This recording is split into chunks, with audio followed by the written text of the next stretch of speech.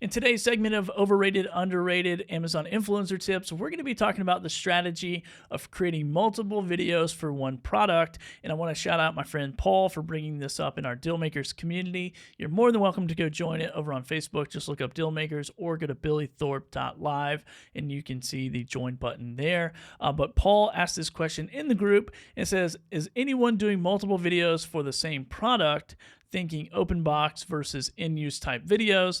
Not sure if there's a strategy there for getting multiple videos in a carousel. So if you're part of the Amazon Influencer Program, you know this very well. If you're not, the quick of it is if your videos aren't showing up, if people can't watch them and make a purchase, then you can't make commission. So the goal here is to get your video on the carousel or try as best you can. However, we have no control of that. So every video you upload, there's a big maybe, is this even going to be shown? Is it going to get on the carousel? So a strategy that has been popular that I think is overrated for this particular thing is that you get a product, so say like the Ray-Ban glasses here, the Meta Ray-Ban glasses, and you just make a short video. Hey guys, here's what comes in the box of the Ray-Ban Meta glasses. That's video 1. Video 2, hey guys, here's what they look like when you put them on. Don't they look really cool? I love how the speakers are here.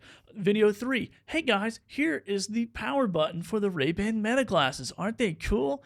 So I'm poking a little bit of fun at whoever does this, but I've seen videos and I've seen content creators out there not really bringing a lot of value per video and just trying to make a lot of videos to give themselves better opportunity to get on the carousel. Personally, as another Amazon influencer in the program, if I see this, I think it's just really annoying and pretty much just selfish, if I'm being really honest, because every time you post one of those videos, you're limiting the chances of other people, other content creators who have similar goals in mind. And you might say, well, it's just competition and all that stuff. I mean, there's a difference between like competition and you just being a dirtbag. So anyway, whatever you want to do with that, that's just kind of what I think. However, I think it's underrated if you actually have a good strategy. So if I get these Ray-Ban Meta glasses and maybe I do an unboxing video, first thoughts, here's what I think about these. I've had them for a day, blah, blah, blah. They're awesome. They're great, whatever.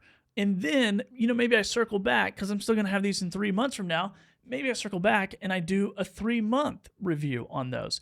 And then maybe the first review is really long and I'm talking about how excited and new they are and all the stuff that they do. And then maybe the follow-up video is very short in a vertical format where it's just like, hey, I just want to follow up on this. I've had these for 6 months and they're still awesome. They still hold a charge, yada, yada, yada, just to help buyers understand, kind of what they're getting into. Like bringing value per each video, I think it's an underrated strategy. Now, the other thing that I want to caution you of is if I'm, lucky enough or whatever that someone sees my big dumb face, clicks on it, and they're watching my video about the Ray-Ban Meta glasses, then I want to answer all the questions that they potentially have. If that's what comes in the box, if that's how they work, if that's what I think about them.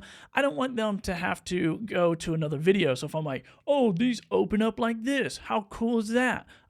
And then they go, well, this is pointless. And they just scroll through everyone, or maybe they just go try to find a different video on a different platform with a different affiliate link. There's all kinds of ways. So if I can get the viewer to get locked in with me and I can do a nice demo video, a nice review video, whatever you want to call it, and really walk them through the process of why did I buy these glasses? How do I use them?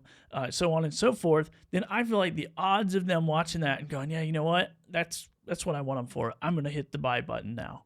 That's the goal. The goal is to not necessarily sell, but just educate enough about the product, your experience, the pros, the cons, the benefits, all that fun stuff, and to help buyers make a purchasing decision. Is this product for them or is it not? So if you have a bunch of 10, 15 second, even a minute video and you got 10 of them that's talking about nothing, that brings no value.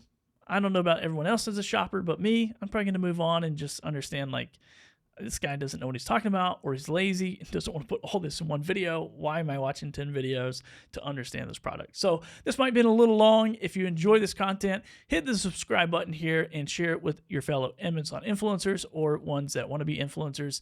And once again, join that community, billythorpe.live. It's the Deal Makers community over on Facebook. See you soon.